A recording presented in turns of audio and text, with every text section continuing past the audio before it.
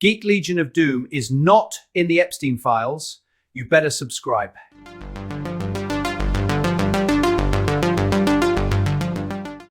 We've reviewed plenty of Bigfoot movies here on the channel, and now it's time for its snowy cousin, the Yeti, to get a movie. There have, of course, been other Yeti movies, but not as many as Bigfoot or Sasquatch movies.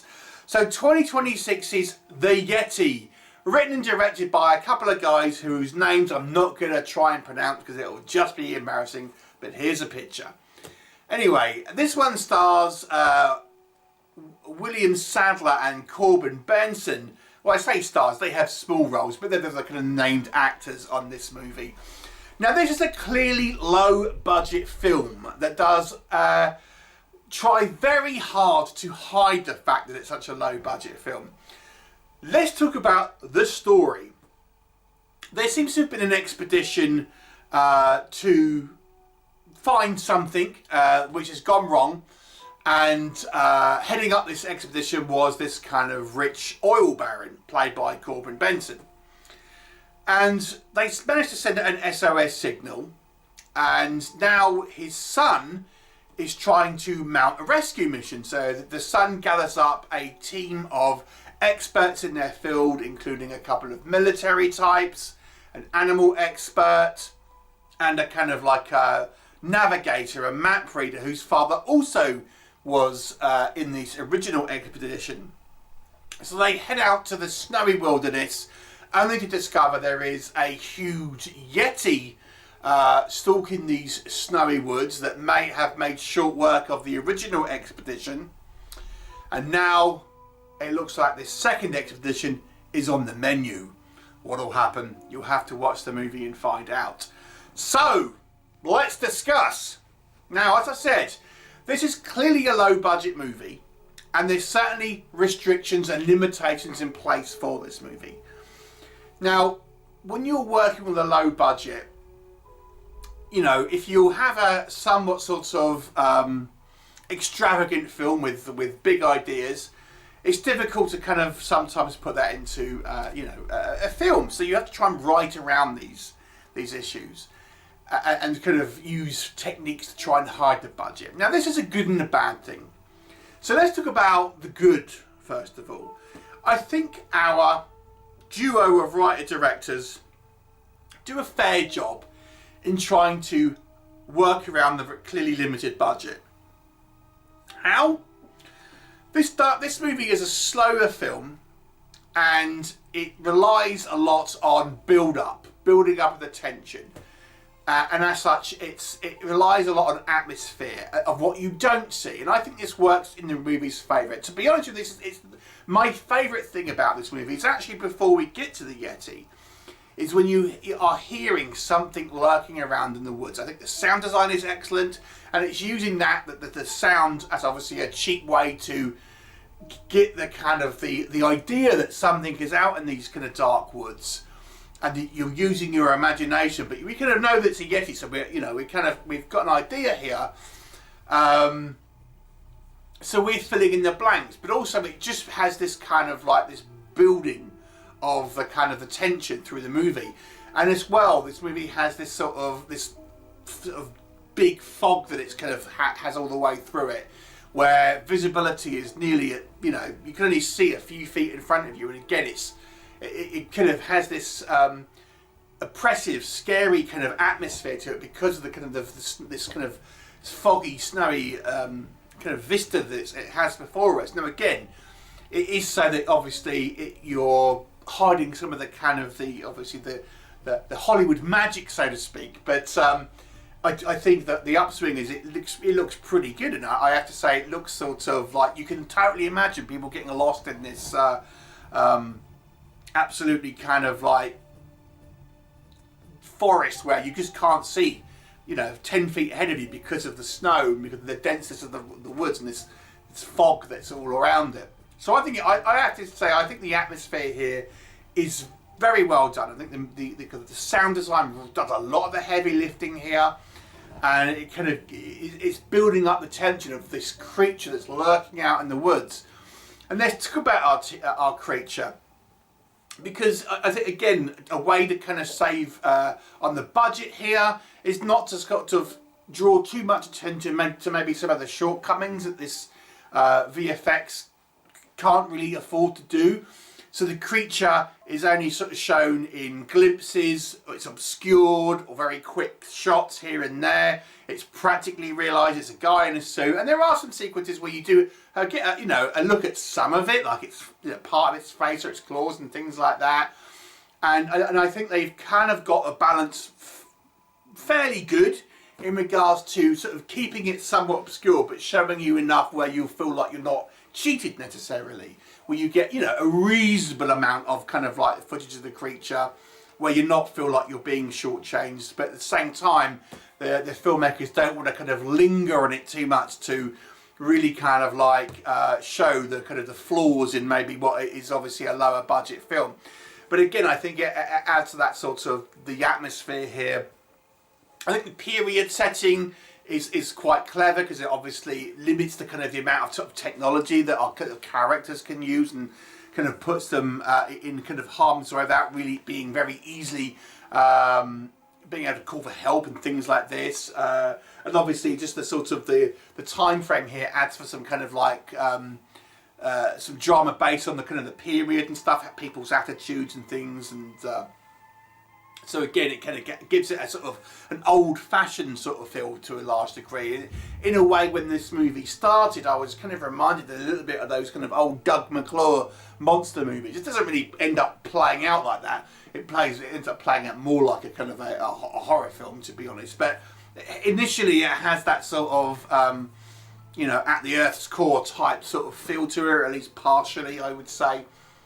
This kind of sense of adventure, this kind of group of ragtag individuals going on this kind of expedition. They're arguing, they kind of have these kind of personal differences and things like that. Each one has their own kind of field of expertise, so it makes for kind of an interesting kind of group of characters here. So I kind of quite enjoyed it. And then so obviously as the film progresses, we meet our Yeti, and obviously, as I say, I think some work is done here to kind of obviously work around the kind of the budget limitations to a reasonable degree. And I've got to say again, if you're used to watching sort of lower budget movies like I am, I think you can appreciate the craft of having to work within your means. And again, I think this movie does a fair job in that. Not perfect. I think there are things here that are still going to be frustrating. But I think nonetheless, I think the movie does a reasonable job here of kind of still sort of selling you it. I kind of quite like the kind of the costuming, the kind of the hair and makeup. I thought it was all done fairly good. So the aesthetics of this movie, again, when you consider the budget, I feel it's fairly sort of strong here. What doesn't work quite as well for me, look, if you're just wanting like full-on monster movie, I think the pace of this movie might be a little bit slow. It spends a lot of time with our characters tromping through the kind of the forest. Maybe you'll get an odd brief shot of a claw or something, or a sound effects, but a lot of the time is spent with our characters interacting, and that is the bulk of the movie. Now, I quite like it for the atmosphere and the kind of the build up, but I can totally understand people might find the pace of this movie a little slow.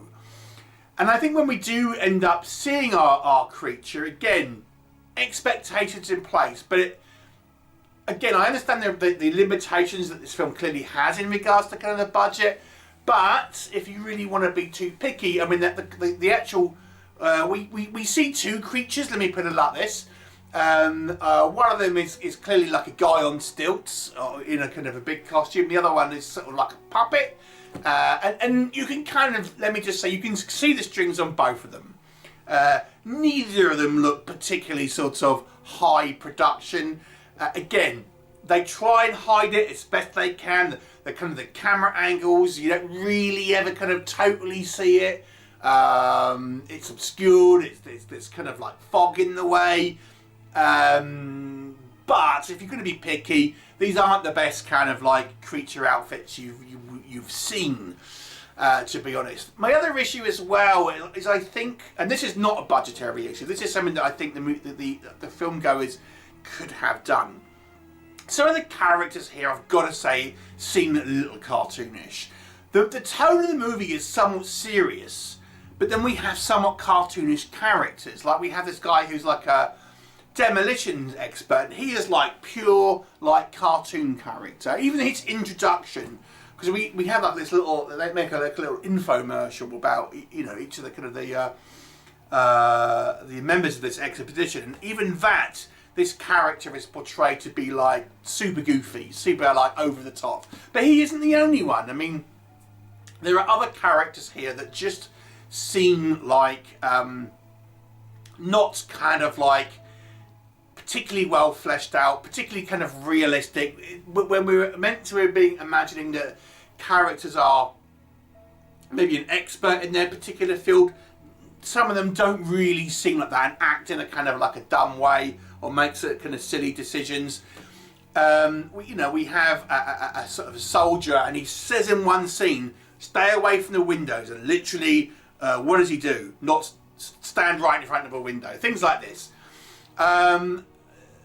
The kill scenes are all off screen, and again, this is maybe you could have got away with some of them being off screen, but I think having them like all off screen and just kind of seeing like the aftermath, or you'll see there's one where you'll see like the hand sort of go through someone's stomach, but a lot of, you know, there's not really you ever get a good money shot of it, and again, probably down to budgetary reasons here, but I can see it being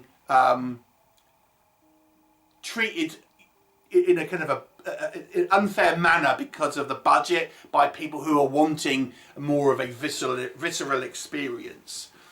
So I think this movie has a mix of really kind of good ideas, great atmosphere. I think filmmakers who are trying to work within their means and trying to produce a film which is obviously limited by the budget. They're trying their best, but it maybe it just needed a little bit more budget to really, I think, sell it. Because I just think even with the tricks that it's using, it still falls a little short, I think, of being a truly satisfying movie. But there are also some other elements there. Some of the writing, I don't think it's particularly kind of strong. Again, when you're looking at the tone of this movie, where it's playing to be quite a serious movie, some of the characters just are too goofy and too sort of, but they just don't seem like professionals and things like this. Too over the top.